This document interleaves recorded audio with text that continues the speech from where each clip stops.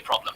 And that's the dominant factor between what we've seen so far in this bond market and how it's influenced the equity market. So you've had this big rally in the Nasdaq, and what's rolled over, the energy part of the equity market has rolled over in a brutal fashion, Tom, in a really, really big way. If you pick out some single names, pretty ugly. And I know they've had a wonderful year so far, a fantastic year to date, but just some weakness emerging in a more concentrated way over the last couple of weeks. I'm correlating on my launch pad, the Bloomberg screen that we use, John, the commodity index, which rolled over, as you say, and frankly rolled over with a vengeance, with the financial conditions index, which I should point out is still one standard deviation negative. That's some real stress in the system. So it's competing forces now as we go into mid-year. I saw a lot of tentativeness in the notes over the weekend, John, except for Michael Darda, who said flat out, inflation expectations has shifted. And if inflation's come down, work through it with me, Tom.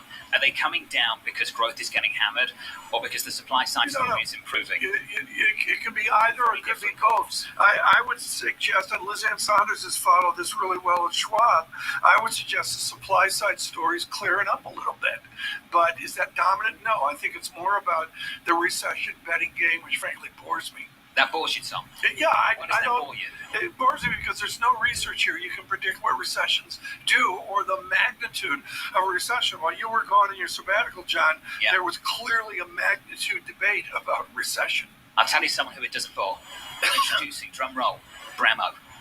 Yeah, well, I especially don't find it boring at all because of what George said.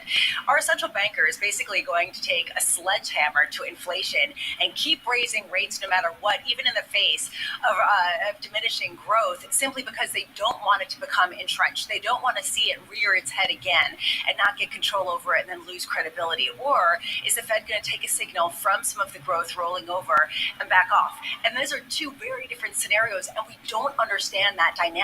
That is a question we could have answered in some of these meetings. What did Mary Daly say on Friday? The San Francisco Fed president. 75 in July is where I'm sitting.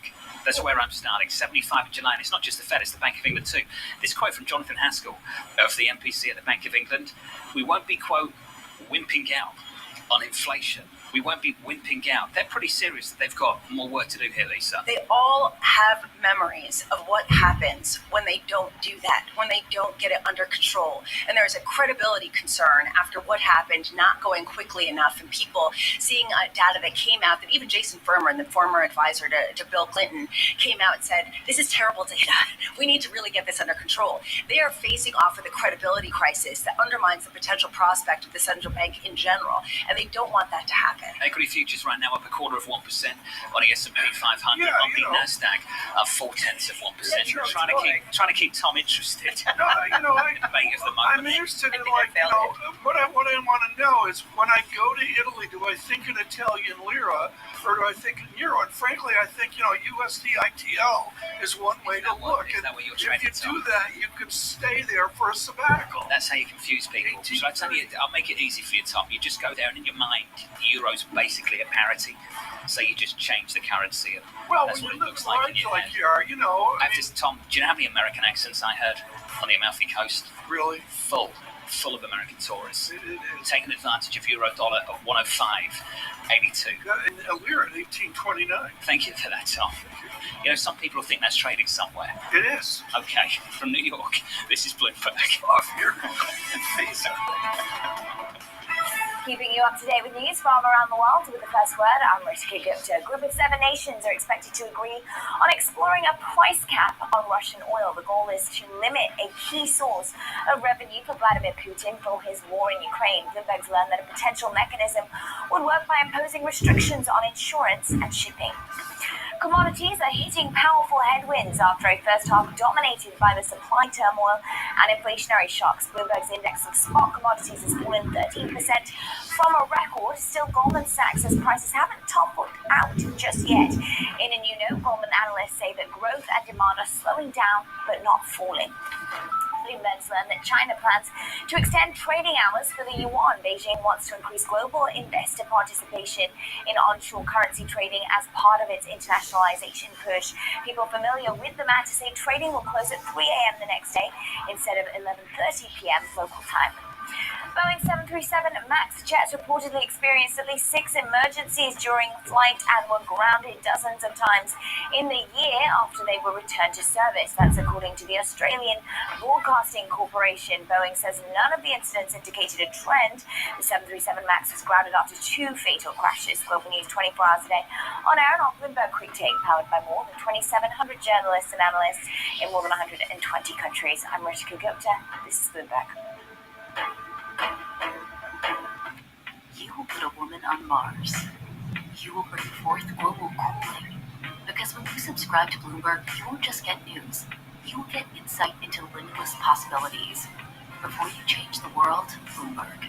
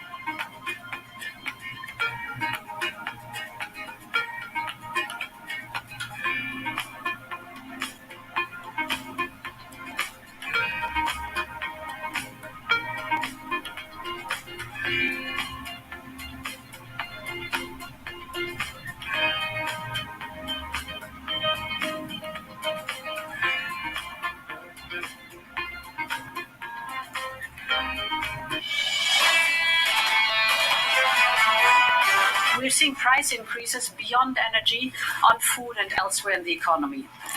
Therefore, we discussed how to mitigate the economic and social impacts, especially on the most vulnerable of our societies. This starts with being adequately prepared to deal with potential further disruptions in deliveries of Russian gas to Europe. Well, these leaders have a big problem, and for Europe it might become a bigger one by the end of the year. That was Ursula von der Leyen there, the EU Commission President, from New York City this morning. Good morning with Tom Keene, Lisa Brambles and Jonathan Ferro. An equity market rally that continues, building on the gains of last week. Equity futures up by 0.25% on the Nasdaq 100, up by 0.4.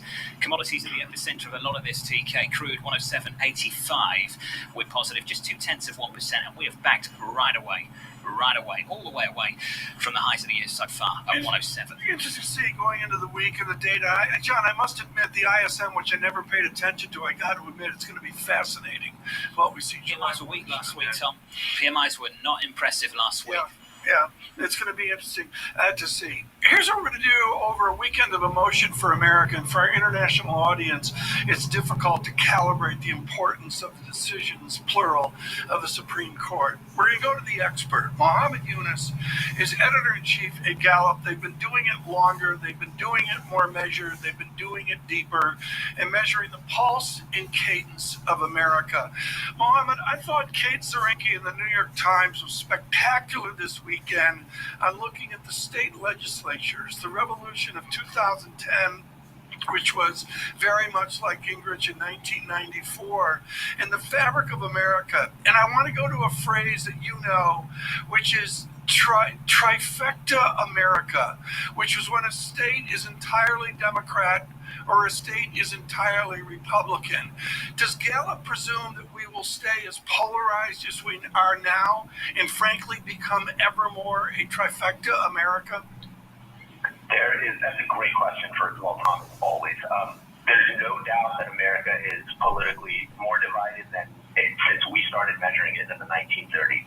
There's been no sign during these past months of the Biden administration that that's improving in any way.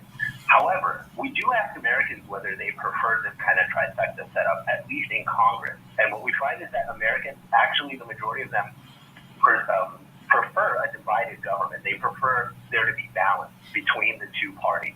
But this decision, like you said, Tom, it really can't overstate the magnitude of ending 50 years of settled law in the United States, and the reaction has been massive. A completely unfair question, but I'm sure you will gauge it.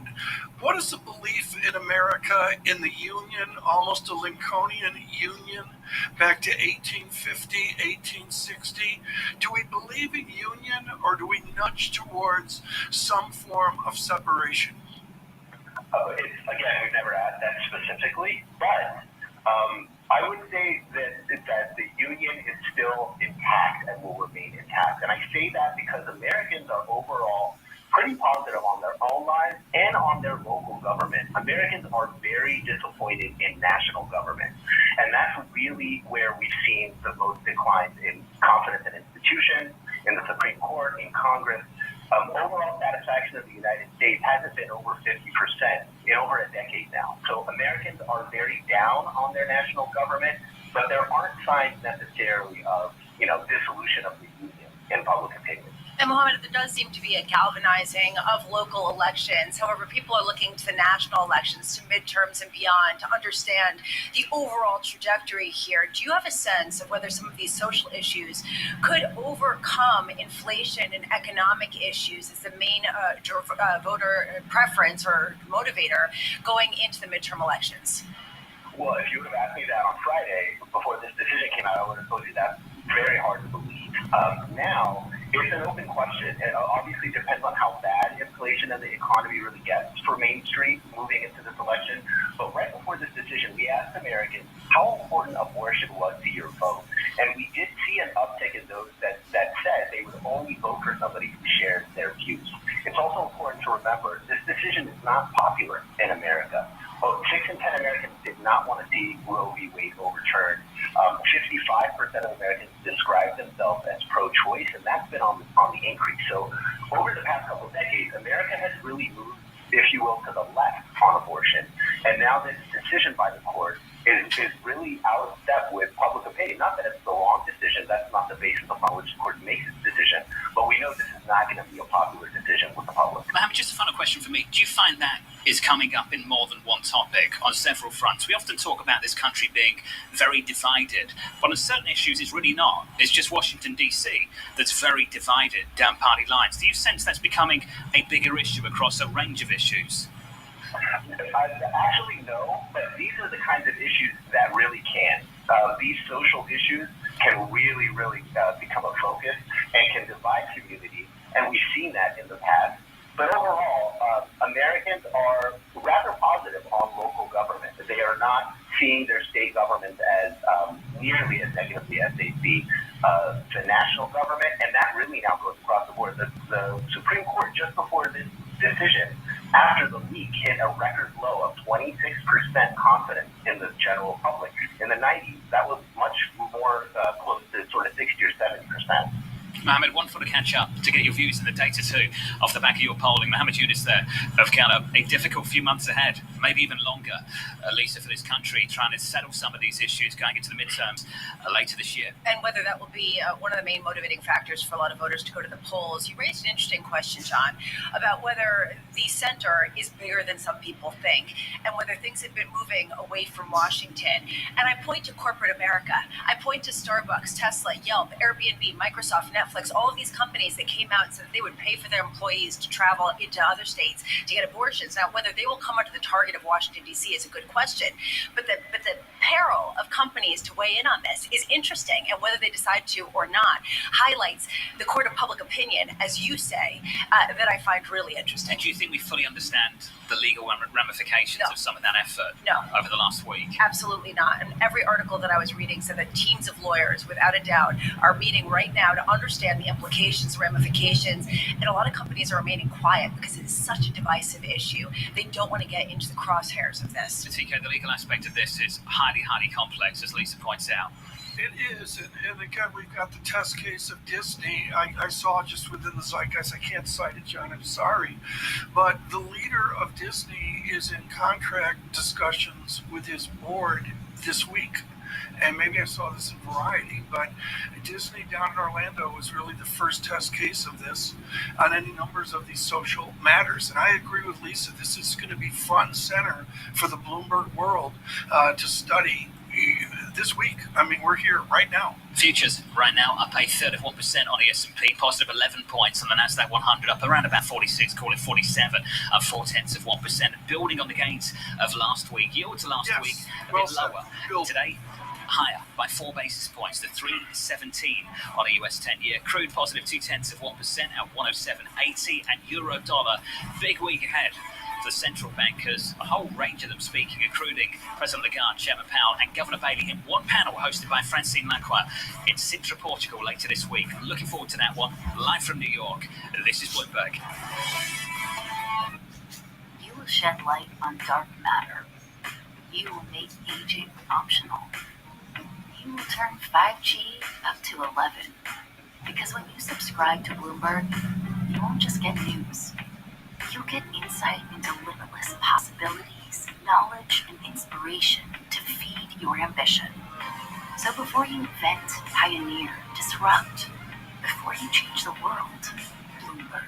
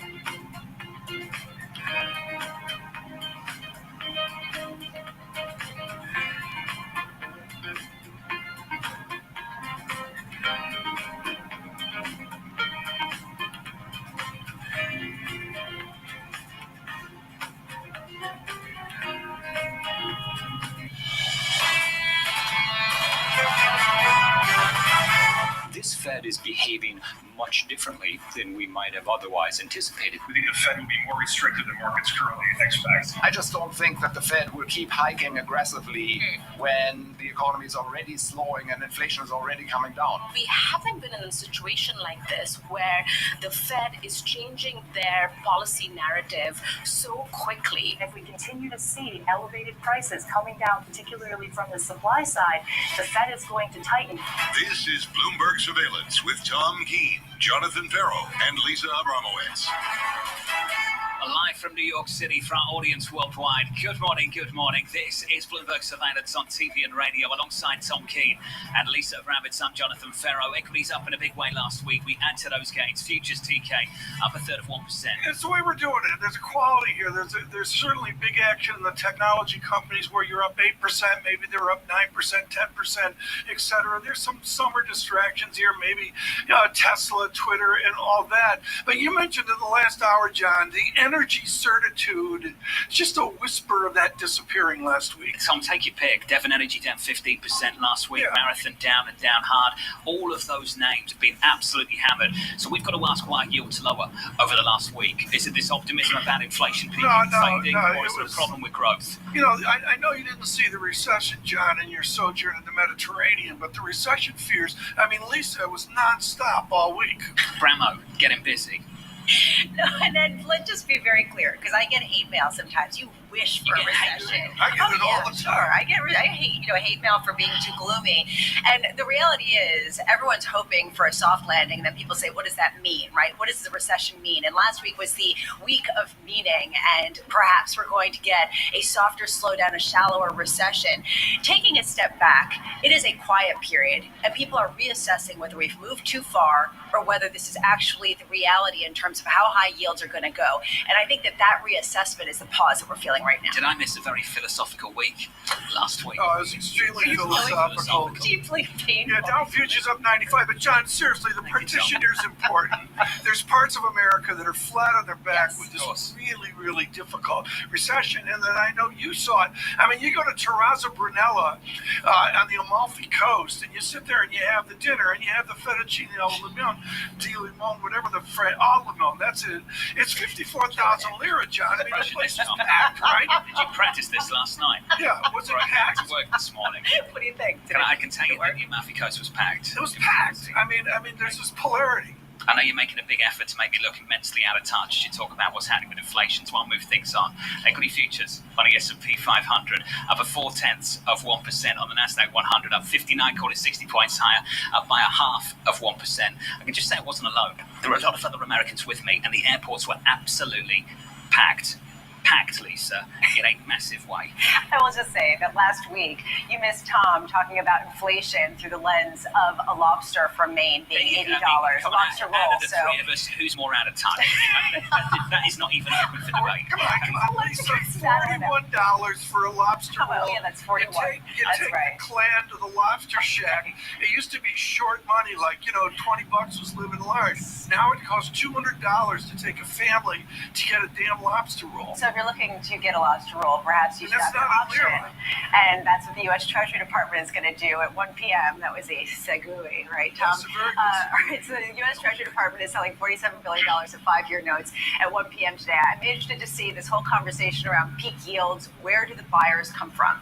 Is this just a pause, or do you get a rip-roaring auction where people all over the world come in to buy? Is this a signal that there will be more to come as people pile into duration? Does a 5-year really count as that? 1:30 p.m., the kickoff of what we've been talking about with ECB's Christine Lagarde giving welcoming remarks at that conference in Sintra, Portugal, where she and other central bankers from around the world, including Jay Powell, will meet on Wednesday on that panel with Francine Lacroix.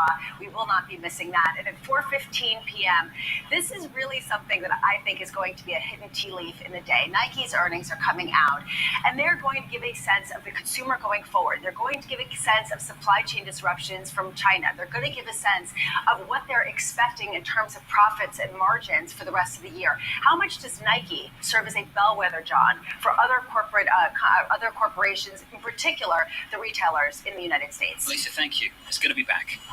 I'm in there. A little bit. That was Thank you. A little bit, We maybe. weren't convinced by that. I don't know.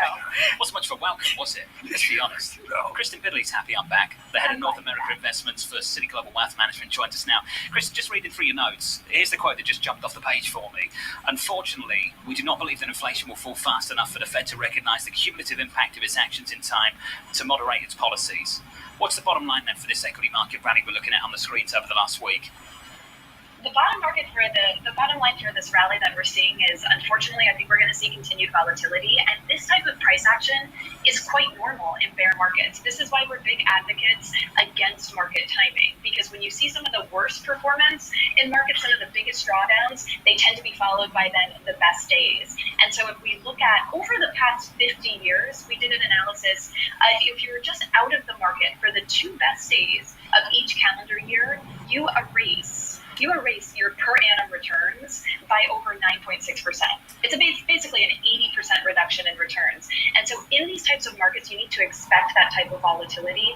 And this right now, I think last week, we saw some short covering, we saw some defensive buying, but I don't think we're turning a corner until the market knows that we have definitively avoided a recession. We're not there yet. We will stop the show here, folks, because what you just heard from Ms. Bitterly is the single most important thing of the first half of 2022. Let's revisit it, Kristen, and this goes back to Capital Guardian Trust, American Funds in Los Angeles, and their landmark research 50 years ago.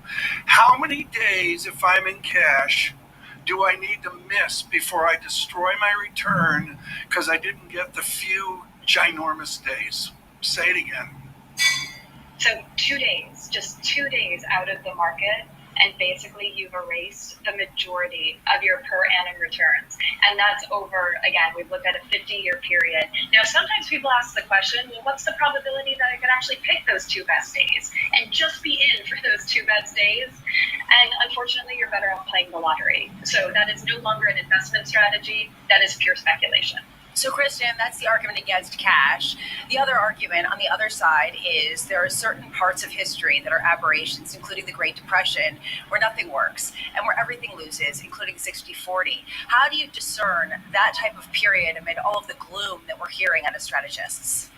Yeah, so I think we have to look at actually some of the historic anomalies that we've seen year to date. So one of the historic anomalies that we've seen is the fact that this is the first time in history that we've seen both equities and bonds decline by more than 10% over a 6-month period. So to go throughout history and try to find other examples of when have we seen this decline in tandem, we used a threshold of 4.5%.